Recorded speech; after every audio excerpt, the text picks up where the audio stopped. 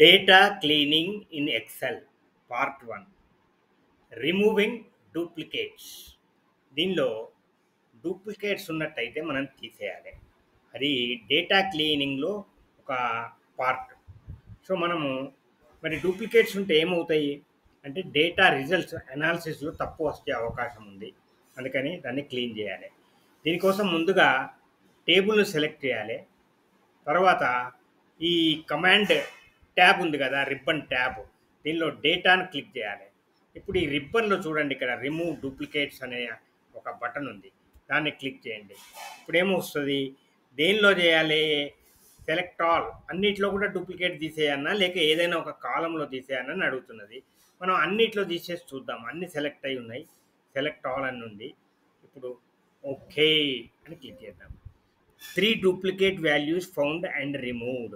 50 unique values remain. Okay. Note that counts may include empty cells, spaces, etc. Okay click చేయాలి. అంతే. ఈ రకంగా డూప్లికేట్స్ను మనము తీసేయచ్చు.